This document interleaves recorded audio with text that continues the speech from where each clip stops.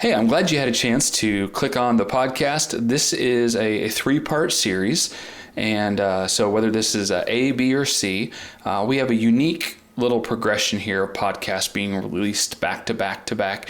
And really what it is I had an opportunity to sit down with three different people who live in a closed country in East Asia, and each has fully raised their support, but each also came into a support raising boot camp that was held in their country, not being so sure if it was even possible. And so I had the opportunity to sit down with three different people, and this is part of those three different conversations, but we are re-recording them because due to security concerns, we have some voice actors that are participating in three different actors, three different episodes, and so as I read through it, I'm going to pretend as if I'm sitting back with them again. So I hope you enjoy this, and by the way, each of our actors are also from that region of the world, and our voice actors are doing the best to represent other brothers and sisters in Christ. So away we go. Welcome to the SRS Podcast. I'm your host, Aaron J. Babiar, and I'm the Training Director of Support Raising Solutions. Whether you're a new ministry worker or a veteran looking to increase your competence and confidence, Support Raising Solutions seeks to bless you in your quest to be a spiritually healthy, vision-driven, fully funded Great Commission worker. My guest today works with unreached people groups in the 1040 window, and that's about as specific as I need to be for the sake of security. But my guest also attended a Support Raising Solutions boot camp in the region from where they're from quite a while back, and I had an opportunity to reconnect with her recently, and so I invited her to join my podcast today. So I'm just going to refer to you as guest instead of using your name, so welcome, guest. Hello. So I'm glad you could be with us today. And first of all, I'll just obviously state that we are in a place that's far away from where either one of us normally work. But when we first met, it was when you attended a boot camp. And so let me just start with a question. Did you already have some funding together when you came to the boot camp? Yes, I had some experience of raising support, and I have done that a lot for someone else. Okay, so you raised for someone else also, but how did you feel about raising support for yourself? I was afraid to raise the support for myself. Okay. All right, so when you had raised support for someone else, it sounds like that went well to some degree, but when you came to the boot camp, you didn't really have any funding. So let me ask you, when you started going through the boot camp, what changed? Like, what changed your focus to feel like it was okay to raise support for yourself and the work that you did? Okay, well, I had a chance to meet some of the people that you work with, and know that you're definitely not near large cities. And you are certainly working with various unreached people groups, and you have already begun to encourage some of them in leadership. Okay, so is it safe for me to assume that after that first support raising training boot camp where we first met a while back, did you go out then and raise your personal support? Last year or this coming year? In the past, after the first time you got trained, was that when you first raised your support? Yes. Okay, great. So you went from easily less than 10% of your funding before you went through support raising training for the boot camp. You went from less than 10% to over 100%. But this time around, you had to ask people to support you, not somebody else, and support you to do it for the long term. So were you confident in going out and doing that before? I was not confident to do it at the beginning. Okay. And why is that, do you think? Because my attitudes of raising support for myself was really wrong before. Okay. Because I thought, that isn't the way to ask them to back people or to let them empathize me, Okay. But after the boot camp, my attitude was totally changed, and now I believe I have more confidence to do it. Okay. All right. Yeah. And so when you go out now to raise support, you have a lot of more faith and and a lot more confidence, right? Yeah, so after the boot camp, I learned that I'm looking for a ministry partner. So this is a partnership instead of asking for some charity to help me. Okay. So it sounds as if you're saying that you're fully funded now, but also you're realizing it's a partnership and that you had to learn to use, I guess, change some of your thinking, but also you use some different methods in different places when you do fundraising. Is that right? Yeah. Okay. All right. Now, you and I had a conversation offline, other than this podcast, where we were talking about some different methods in different places because you have the opportunity to serve in some, I'll just call it, very hard to reach places and work amongst unreached people groups. So why have you had to kind of change up some of your methods as far as getting fully funded and even redefining that? Because the people I served were minorities who were very poor or have less wealth. So I was thinking because they're poor, so I shouldn't have asked them for money. So I always should giving to them instead. But after the boot camp, my mindset was totally changed. Okay. So from that aspect, your mind was changed and sounds like you succeeded because you kind of changed up some of your methods. Now, I actually heard you talking about this when we were together yesterday, and you were sharing with someone how you invited some people to be a part of your team in a different way. Like these were people that didn't have much material wealth as far as like cash or finances, but I think I heard you say that you had some people who are on your regular support team, but they give, like, instead of money, they give like eggs and chickens. Is that right? Yes, correct. So in a place where minorities reside, one different way to raise support, I'm not asking them for monetary support, let's say having them giving me 100 kwai RMB. Instead, I'm asking them to give me their eggs or chicken, and then therefore I receive this kind of support from them, and then I use that for my ministry. Wow, that is awesome. That's a very practical way that people can give and you can receive support that's contextual to your situation. So in some ways, you really are fully funded, maybe not perhaps through like a US dollar banking system sort of way, but the definition of fully funded isn't, the US dollar, right? So that's fantastic.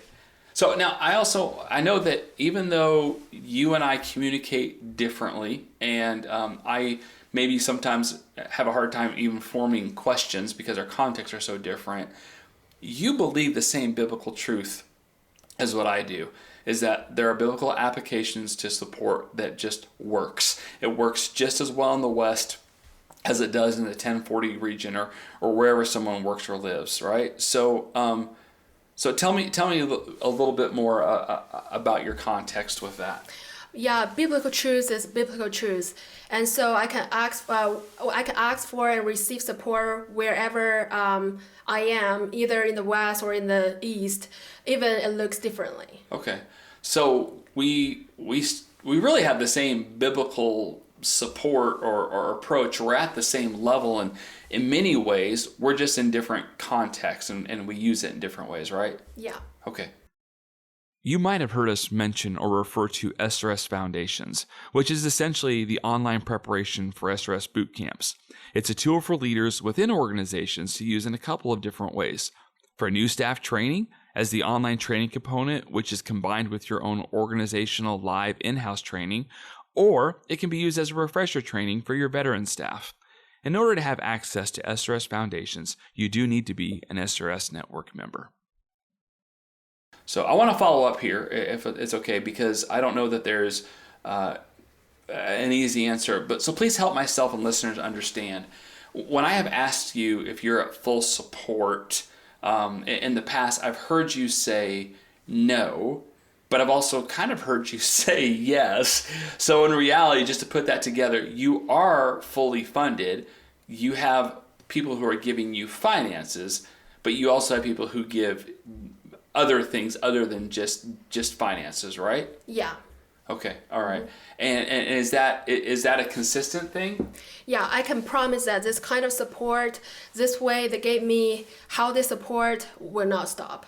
Okay, so you have I'd say you have an agreement, you have an understanding that it's not like here's a chicken, go away. It's more along the lines of I'm going to give you a chicken every month or whatever your agreement is with them, right? Yeah. Okay, great. And I use this method to raise support. I believe that there will be more and more people who wants to join me later. Okay, well that's interesting too. So we got a chance to connect a little bit more yesterday. We got to have dinner along with several other people, and I actually got a chance to meet your husband and your kids and some of your other family members, by the way. That they're all very beautiful. But you strike me as a leader who is right now you're thriving in ministry. Now none of us are perfect. We don't all have our acts together, so to speak, all the time. But it seems to me that your family is eating well. You have decent transportation, and you're able to really do your ministry well, and your family is thriving, right? Yes, praise the Lord. Yeah. So I just for the listener too, I wouldn't say that you're poor. I wouldn't say that you're rich.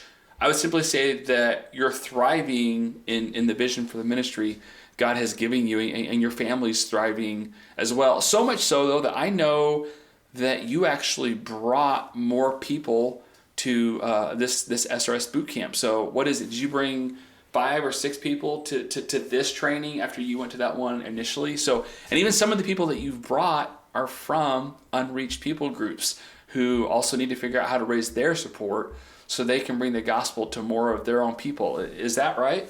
Yes, because we're serving an unreached people group, the minorities. So I want them to have this training and help them to understand what the biblical basis for raising support as I did.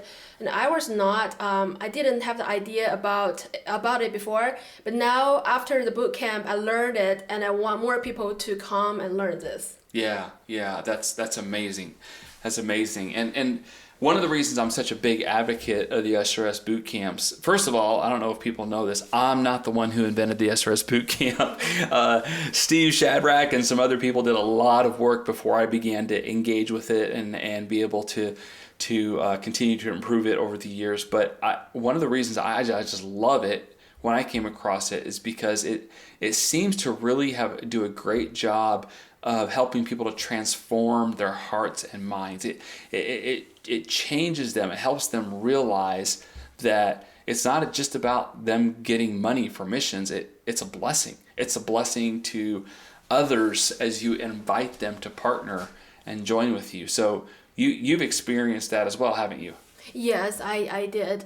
And I've been humbled to tears, literal, and in the past handful of days as I've had the opportunity to interact with some of the wonderful leaders that you have invited to this boot camp. Great. Now, one of the gentlemen shared in our boot camp, one of them shared that his family and one other family are the only people from their people group that they are aware of that are followers of Christ. They actually don't know anybody else from their, I'll say, tribe. And that might be underselling it, but they don't know anyone else that really knows Jesus. And so that guy, he's here, and you help bring him. He's here because he wants to help reach his own unreached people group for the kingdom of Jesus Christ. That is amazing. I just love that. So how did you find this leader? I mean, how did you know to get this leader to the point where you realized, oh, if I'm going to mobilize him, I need to make sure that he can raise his support? Well, right after I invite them, I help them with paying for the registry. Mm-hmm. Yeah, and support them to be there for at the boot camp. Okay, so you were very active in making sure that you weren't just saying, "Hey, you need to go," but you helped them think through, their registration costs and transportation and those kind of things, right? Yeah. Okay. All right, so I just want to make something really clear here because this is really awesome.